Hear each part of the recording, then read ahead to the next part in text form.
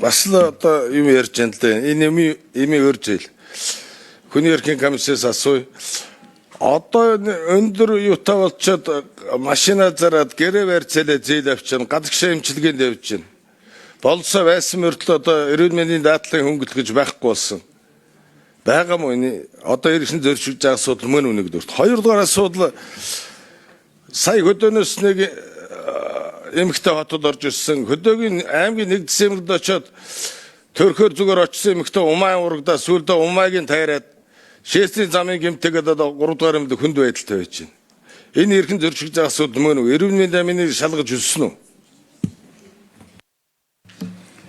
За, хүний эрхийн үндэсний комиссаас хариулт Эндрей микрофон.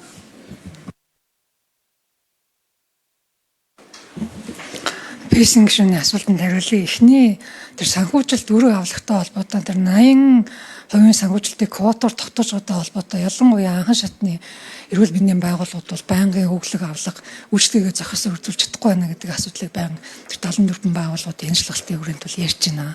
Хоёр дахь нь ийм тэр туслах хэрэгслийг зээлээр худалдаж авдаг асуудал төрөлцсөн эмнэлгүүдийн хувьд ч гэсэн түгээмэл байна. Тэгээ онд амьдсан өглгүүд байна. Тэгээ зөвхөн цөөхөн хідэн төрөлцсөн одоо гэмтэл судлал цогоос судлалын үндэсний төв, сэтгцийн эрүүл мэндийн үндэсний төв, за эхнэл ахсын эрүүл мэндийн үндэсний төв гэдгээс бусд нь энэ хэдээс бусд нь байнгын өглөгтэй билээ, өглөг авлагатай. Ерөөсөө энэ харьцааг эрүүл мэндийн даатгалын ерөнхий газартай бас уулзаж ярилцсан өөрсдөө шийдхийг эрмэлзээд явж байна гэдэг хариу өгж байгаа. Энэ нэг ийм өглөг авлага бол огт тасраагүй ийм процесстэй бил. Хоёр дахь нь чанарын хувьд одоо оншилгоо. За, энэ дээр нэмэлт минут өгье. Онцлогоо зөв байна уугүй юу гэдэг энийг бид нар тэр чанар нийцтэй байдал дээр авч үзсэн. Тэгээ улсын хэмжээнд бид нар 7.3% гэдэг онш буруу тавьсан, онш зөрүүтэй гэдэг ийм мэрэгжлийн аюулгүй байдлын мэрэгжлийн алдаа гэдэг ийм асуудлыг ярьж байгаа. Тэгээ хөдөө орон нутагт энэ 2 дахин их байлээ 13%. Яг таны хэлээд байгаа шиг иймэрхүү тохиолдол хөдөө орон нутгт болд юм байна. Шалтгаан нь их олон хүчин зүйлтэй л авч үзээд байна л да. Эмчийн уур чадвар, мэрэгсэн байдал тэрнээс гадна хөдөө орон нутагт мэрэгжлийн эмчнэр бол байнга дутагдaltaй юм лээ.